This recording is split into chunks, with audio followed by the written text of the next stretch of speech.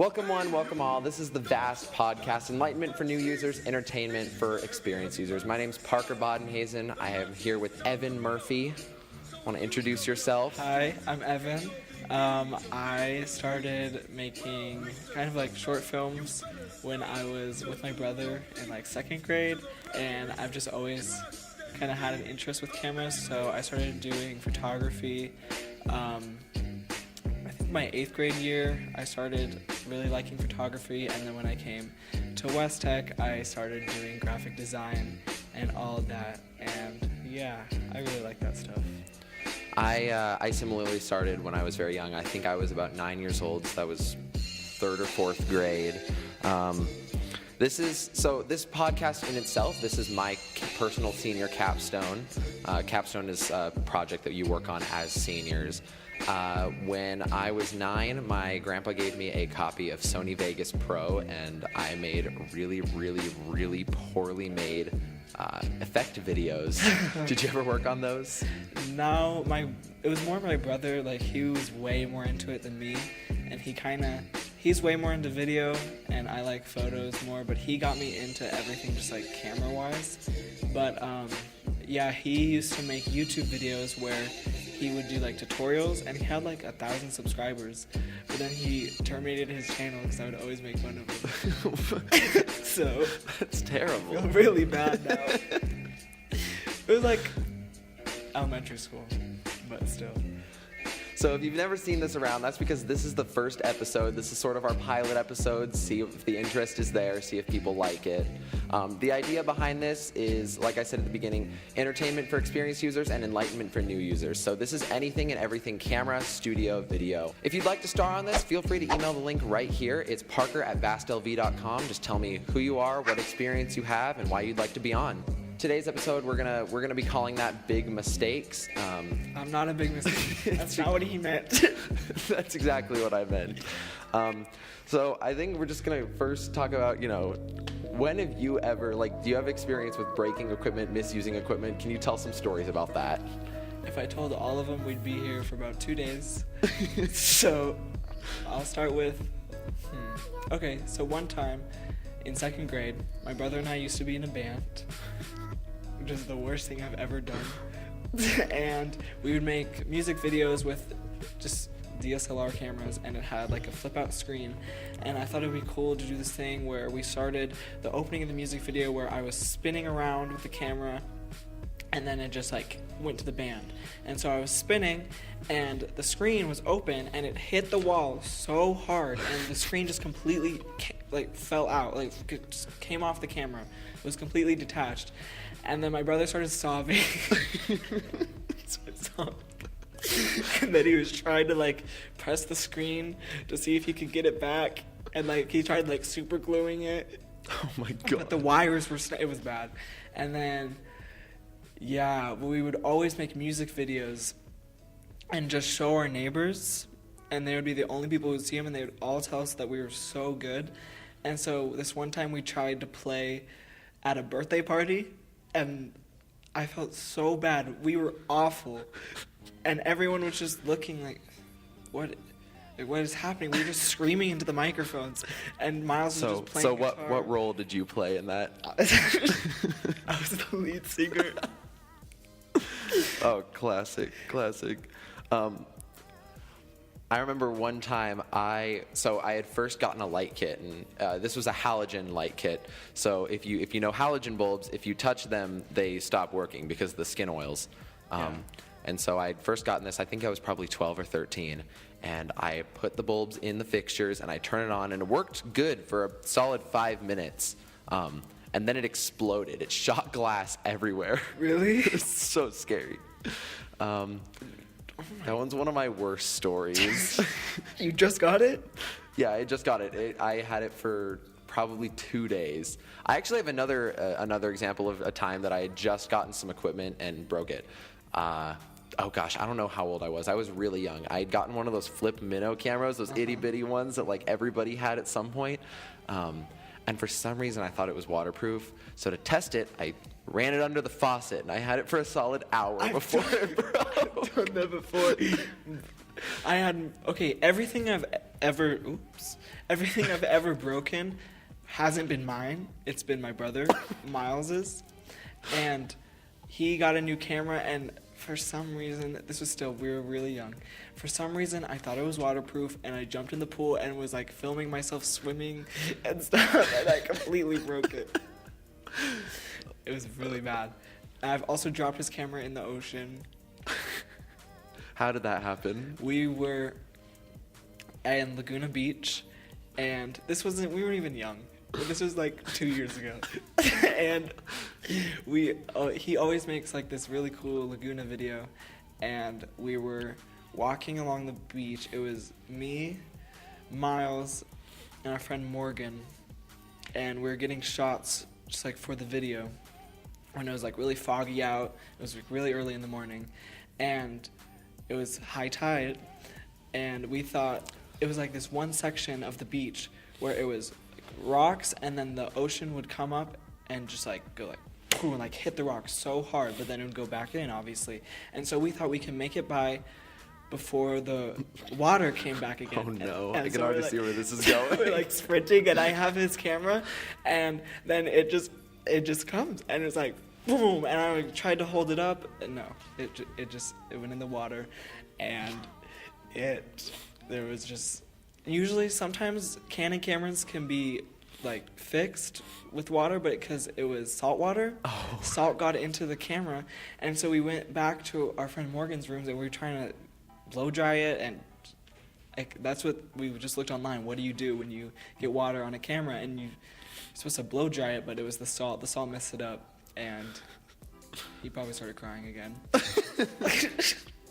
So, actually, this isn't a breaking story, but rather just a heavily misuse. Last year, around the end of the year, the Wrangler Theater had a show called Violet, and the theater teacher at the time, he asked me to film it. So I brought my camera equipment, I brought it up there, and I had my laptop under my chair. And so I was on the top riser, so this is probably 5 or 6 feet in the air. And I reached to get a new SD card, and I can't find it. So I'm like, all right, well, I'm just gonna scavenge through my backpack. I pull up my backpack, and I didn't know that like my laptop was right under it, so I thought nothing was under my chair. So I put my feet under my chair, something like this, and my laptop, I kick it off the back. So like 5 or 6 feet. That's high. It's high.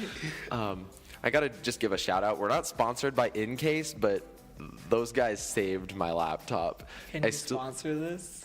I still have the case, and it's all like shattered, and I'll show you after the show. Oh, it saved it? Oh, it saved it. Yeah, the laptop's Really? fine. It's right over there. Oh, it's the same one you have. Okay. Dang. Another time I was, and this is actually talked about, I'll talk about this later as well. I've seen people drop a camera, but yeah. I also had the same mistake. So when I was 13, I think, I visited Oregon, and it was a particularly windy day at the coast.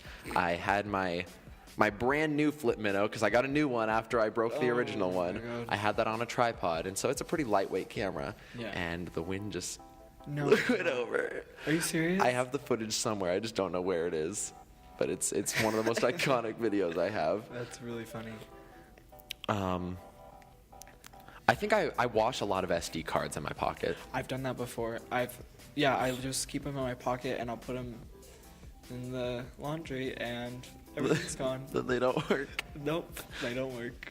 Everything will be gone. I've done that, like I've taken photos with someone, had the memory card in my pocket, and then I wash my pants, and everything's gone. Because I'll like switch memory cards if one's full. Or like this one time, I was taking photos with McKenna, and I was shooting, for some reason, I let like, I can't say who, but these people like mess with my camera. They were just like playing around with my camera, and I didn't check my settings before I started taking photos with her, so I get home, and all the photos are so small. Like, oh no. And I shot on S3. I don't even know what that is, but it's a format. Oh my god. It's like you can shoot on like, like JPEG RAW. It was S3. Like it was .S3. I don't know what it was, but yeah, it was bad. Yikes. So, other than times that you have misused equipment, what are times that you've seen equipment in particular being misused? I've seen like the classic people carrying the tripod over their shoulder and the camera hanging off. The camera's just on the head of the tripod, legs fully extended. Yeah, That's a regular, especially with brand new people. Yeah, that always happens. In addition, I see, so you've got the tripod with the arm, and then that's supposed to be for tilt and panning. I've seen people put the camera sideways, and then they'll use that for panning, and then they'll like tilt it sideways. It was like, what is that supposed to be? Why? Yeah, it just happens. I think one of the worst ones that I saw was at a skate park. So you know how people do those skating montage videos? They will skate around on a skateboard with oftentimes like a gimbal or a glide cam or something. Well, this guy had a gimbal. It wasn't like a fancy Ronin. It was just like one of those cheaper handheld gimbals. Okay. And he fell off a skateboard and dropped it. I don't know if it broke. I didn't ask him. I just kind of cringed at the sight. He dropped the gimbal with the camera on top of it. That's awful.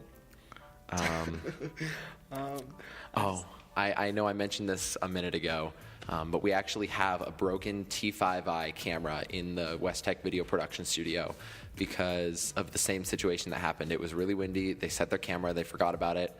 It fell. The screen doesn't close anymore. You can't put lenses in it. Like we had to super glue the lens that's in there in it.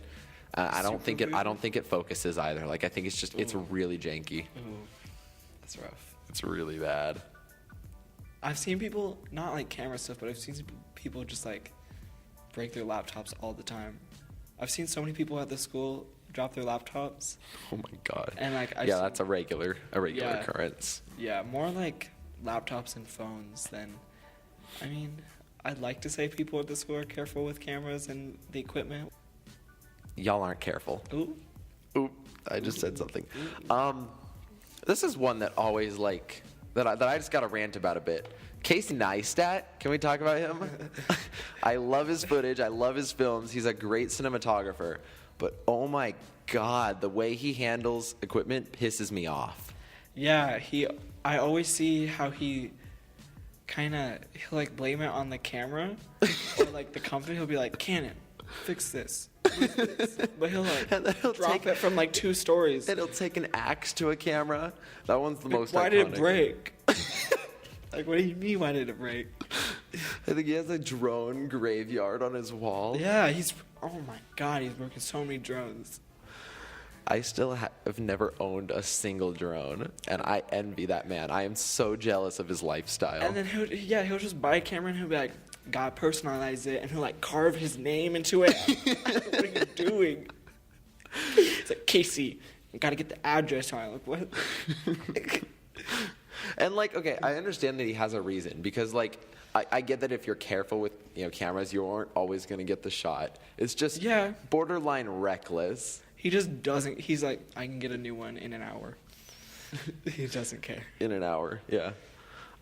Oh, here's the thing. So you know how cameras have those nice little neck straps you can put. So if you're taking a photo and you need to set down your camera for just a sec, you just let go. What I hate is when I see people dangle it around their arms, like carry a tripod in their hands, dangle it from or even worse, carry it by the thing. So the camera's down here, they're swinging it around, hitting the walls. That's terrible. Yeah. I've seen people knock over lights. In fact, we have a light we have one of these lights was actually knocked over, and I had to bring in my own light with my own bulbs to replace it because 2 people who shall not be named knocked over my lights. Not say their names. No, just don't. I'm not saying their names. Since then, we actually now sandbag every light, even though each light is super light. That was unintentional pun. All right, well, we're going to be right back. We're just going to hear a quick message from a couple of our sponsors. Yay.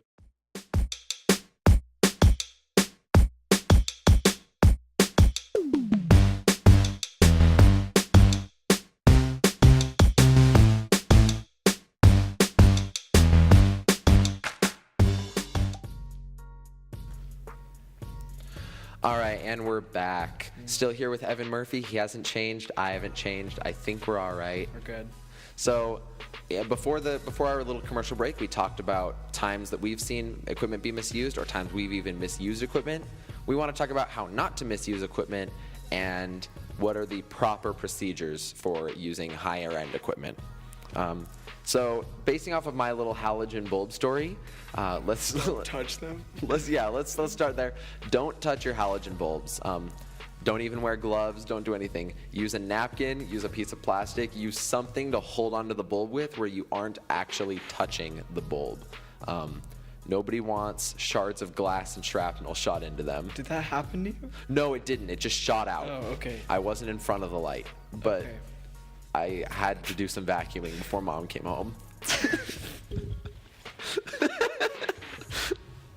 Viciously vacuums. Dang it. Not again. That's so funny. One thing that I also have noticed is people will carry their cameras by the lens instead they'll of the just body. pick it up. And then when they put it down, they just kind of toss it. Toss it carefree. So take special care when holding your camera. Always hold it by the body and always set it down very carefully. You never want a cracked lens. You never want a cracked sensor. If you get a cracked sensor, your camera's dead. No, You don't get a that's new one. Don't leave the sensor exposed either. Don't leave the sensor exposed. If you're swapping lenses, take the old lens off, put the new one on immediately. Or cap it or something. Or even cap it, yeah. Every camera comes with a camera cap, so save yours. It'll definitely come in handy, especially if you're trying to throw your camera into a camera bag. Yeah, because dust and stuff can get in it. Right. Putting a lens on it when it's in a camera bag doesn't always work. Not all camera bags will fit a camera that has a lens on it. See a lot of people, I do this too. You, like, when you put your strap on your shoulder and just, like, let it hang down, I always hit the walls and stuff. Or even, which like, is really bad. Like if it's down here, that's a bigger risk. If it's up here, it's not as big of a risk. Yeah. But the issue with that is your camera can fall onto your arm. Yeah. And right then and there, I've, like, it's- had my hands full and, like, it just, like, starts slipping and I have to catch it, so it's, probably shouldn't do that. Don't leave your tripod unattended so you don't have a case of it tipping. Yeah, it's so bad. So bad. As far as the lights falling over, there's not really much you can do to cure stupidity. So if somebody's if someone's just gonna trip over your lights or kick them over, and you know that other people are going to be around, sandbag your lights. Whether or not they need them, sandbag them just in case. Otherwise, you're gonna have broken bulbs and glass everywhere, and it's no fun. This is gonna be a little bit at Casey Neistat. Don't fly your drones into water. Don't don't crash your drone on the Golden Gate Bridge. He did that? He did that. I don't know if it was the Golden Gate. He crashed his drone on some bridge, and one of his like cop friends was able to get it for him. Don't crash your drone into buildings. I saw one thing where he, like, tried to fly it into, like, a tunnel, and it was gone for, like, 5 days, but his fans went in the tunnel and found it, or something, and they, like, brought it to him, which most people don't have that option. No. Or people that will do that for you, so Listen, it's usually gone. he's a great cinematographer, but my number one rule is just don't treat your equipment like Casey Neistat treats his equipment. Because chances are you don't have the same kind of money he has, and you can't. Unless you're Casey Neistat, in which case then use his ideas to the max. I don't really care. If you have the money to replace it, by all means. That's true. Don't skateboard or hang out of a moving vehicle or do anything where you are at risk of dropping your camera at a fast pace. Hanging out of a moving vehicle is fun though. Yeah, but That's you a shouldn't cool do shot. it. It is a great shot, but you shouldn't do it unless you're What gonna if you, put like, precautions. double strap around your hand and then you're like, Don't hang out of a moving vehicle. At least with a camera. If you're gonna do that, put a strap on. yeah, put or a- like I like wrap it around my hand, the strap. That's smart too, but then you still have the risk. You still have the risk of dropping it. That's true. So just always be careful when doing that. Don't ride a skateboard with your camera. What need do you have? Well, I mean, if you're filming other people skateboarding, don't do it unless you have the money to replace it. So just, in reality, just be really, really careful with your equipment. Don't treat it like Casey Neistat. Don't hang your camera out of a moving vehicle. That's just stupid right there. I think we're gonna call it a show there. We're gonna call it a day. Thank you, Evan, for coming on. Of course, thank you for having me. I didn't have you. That was your mother's job. Cut.